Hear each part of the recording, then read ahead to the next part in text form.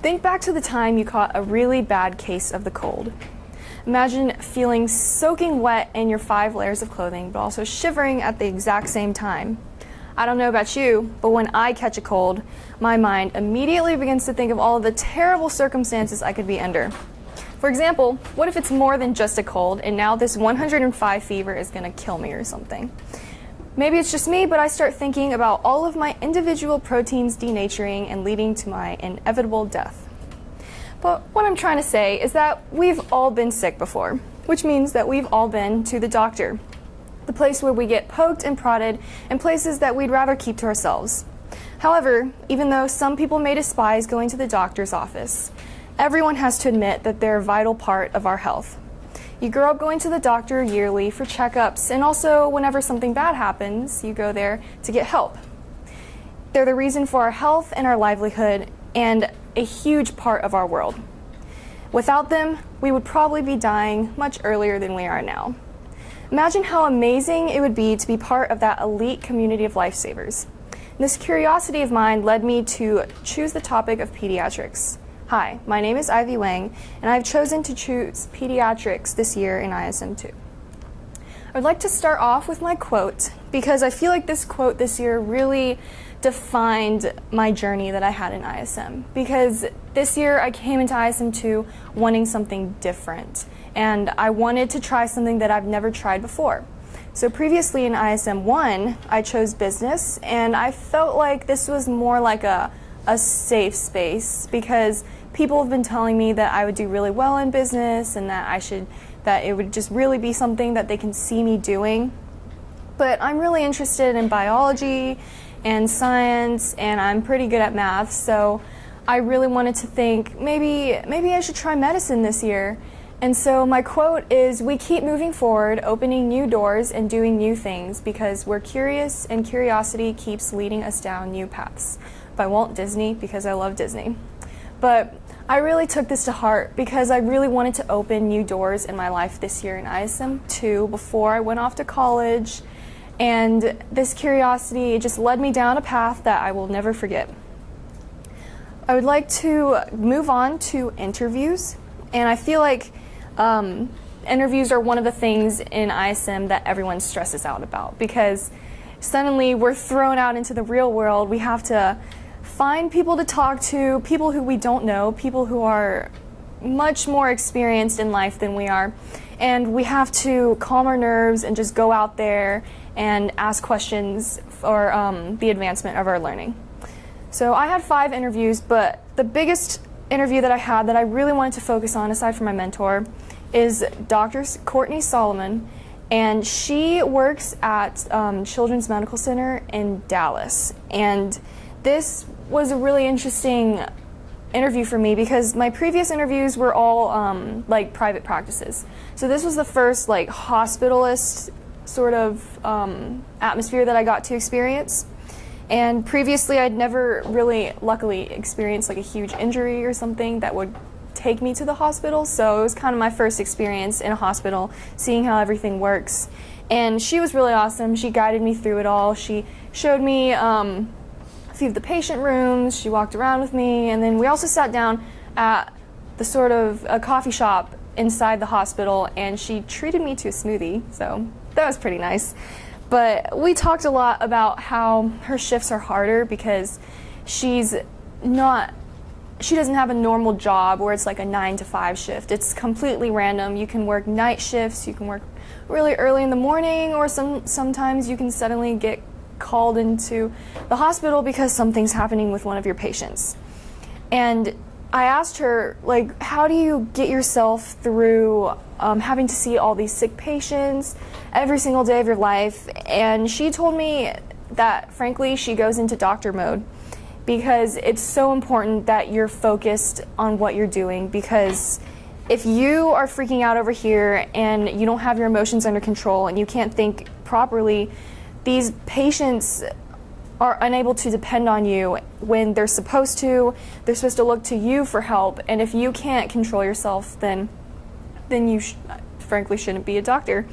And she actually works with Dr. Okada, who's my mentor, and this was pretty cool because I was telling her about all my interviews, and she was like, oh yeah, I know Courtney, and I know this person, and apparently she knows everyone that I interviewed. So she has a really wide network, and I really enjoyed talking to Dr. Solomon. She also showed up at the research showcase, which was totally, I was completely caught off guard, because I just sent those invitations hoping that someone would come, and I didn't expect that she would actually come. So she said she was really impressed with everything that we were doing, and that she was really impressed with what I had gotten accomplished in only half a year.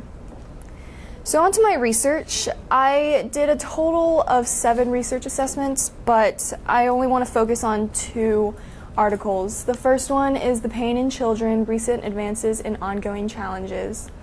And this is a really important topic because pain, as Dr. Okada, my mentor, says, is one of the biggest topics in pediatrics, because oftentimes if it's a younger patient, you can't really tell how they're feeling. It's really hard to diagnose them because if it's like an infant or a toddler, they can't speak, so they can't sort of assess their own pain, so you have an idea of how much they're feeling. And another problem is that there just really isn't a lot of data when it comes to pain assessment in children, because a lot of the trials that are done are for adults. And because if you think about it, no one wants to give up their child to the advancement of medicine. It sounds kind of scary, like something you would hear about in like a horror movie or something. But so that's a big problem, because a lot of times, well, every time, like an adult's body is really different from that of a child.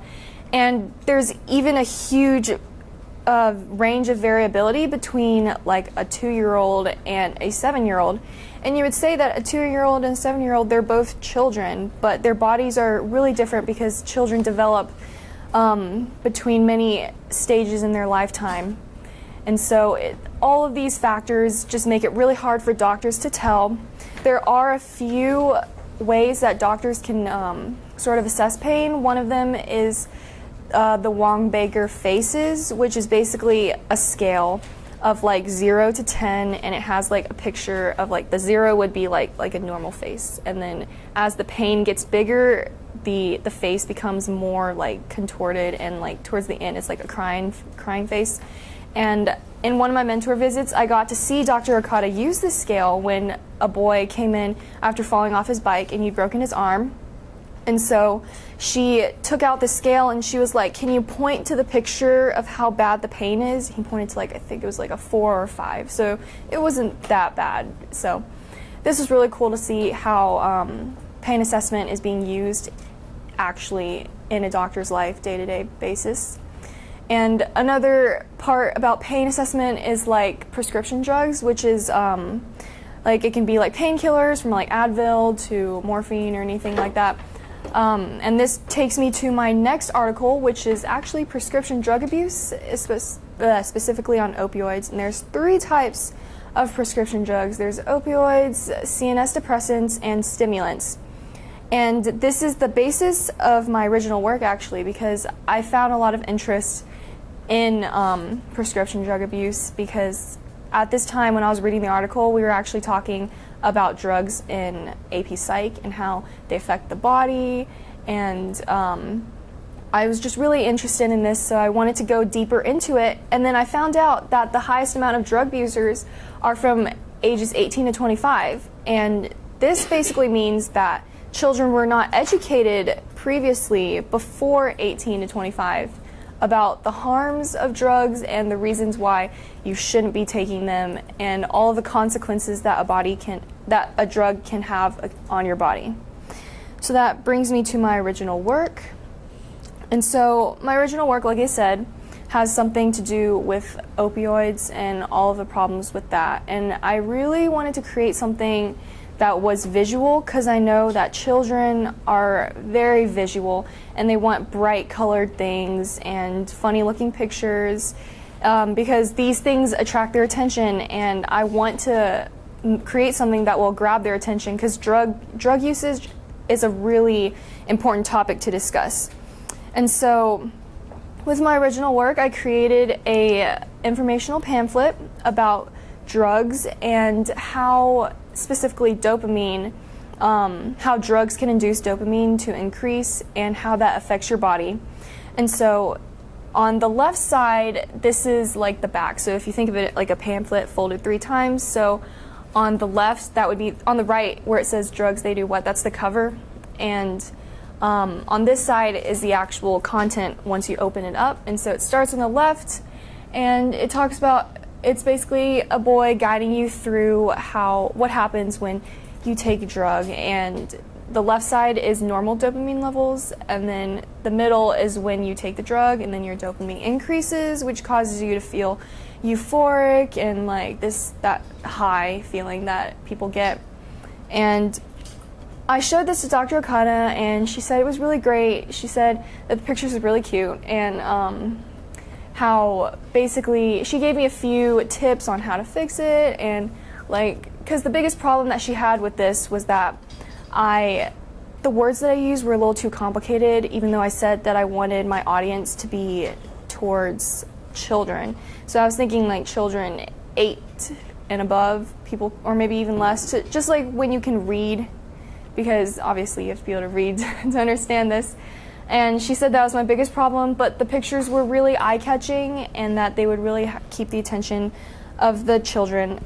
And here's some more pictures. These are the rough drafts that I had, so when I was just planning everything out and just like sketched out some stuff. And then the final draft where I drew out the actual pictures that I want to use, and then I would scan them onto a computer, and I spent like 16 hours using a mouse and coloring in everything. It was really awful, but completely worth it in the end because the product was this, and I'm really proud of it. And now I would like to move on to my mentorship, and my mentor is Dr. Okada. She is the head of the emergency department at Children's Medical Center, and she works in both the Plano and the Dallas hospital. And when I first heard about Dr. Okada from Coach Goff, I was completely mind blown because she showed me this. It was like sort of like a TV series for Children's Medical Center in Dallas, where they followed Dr. Okada around, and you got to see what she was doing, and she was like going around, and it looked like a reality TV show. And she was like treating patients and everything, and I was like, wow, this is so cool. I really wanted to like talk to this lady. And when I had my first interview with her, she was really sorry, Siri. She was really awesome, actually, and I loved her. I feel like we really connected. One of the first things that I noticed in her office was that it was covered in Hello Kitty things, and I was like, okay, so you're a doctor, but you're also like a cool doctor. So, and the way she talked to me was just really awesome. She was really enthusiastic, and she really made me feel like I could learn something, that we could have something, and like it would be like a really great experience. And so I got out of my interview, and I was like, man, I have to take this chance. So I told Coach Goff, I told her immediately that I wanted her to be my mentor. She was like, yeah, I'm all up for it. So she was really great. And so our mentor visits are usually, there's 2 types. One is the office visit, and this is like where we just like sit down and talk, and we'll talk about my final product and like what I've learned and my feelings from my observations. And the second part is the observation visit, where I'm like in scrubs and I just follow Dr. Okada around, which she walks really fast, by the way. So it's not really like walking around the hospital, it's more like sprinting around the hospital and like chasing after her.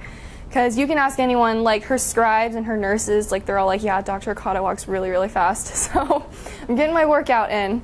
But I really like these observation visits because I get to see so many different things. I used to think that being a doctor was just seeing patients, and then I realized that Dr. Okada actually spends a lot of time in front of her computer putting in orders and looking at patient vitals and all of these things, and just making sure that she's up to date on all the patients before she actually goes and sees them. And when she goes to see them, I walk in after her, and she introduces herself, and then she introduces me, and she just gets to work.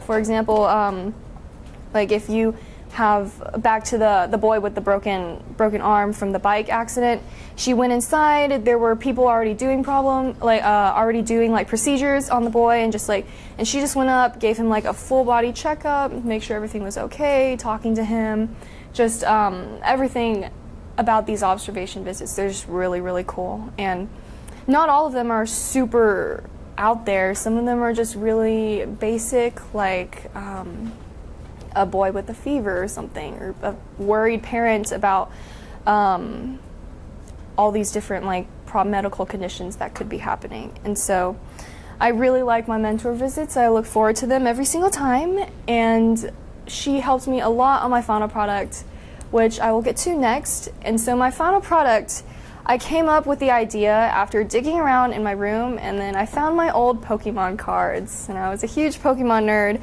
in elementary school. And so I started thinking maybe I could create my own trading cards for my final product, and I wanted to do something that I would really enjoy. So from my original work, I found out that I really enjoy illustrations and like the artistic qualities that I have. I feel like I really could have put to use in my final product. So basically, my final product idea is that I want to create these trading cards that sort of showcase all the patients and all the medical conditions that I saw throughout the year in my mentorship. So the first step in my final product would be collecting information at all of my mentor visits.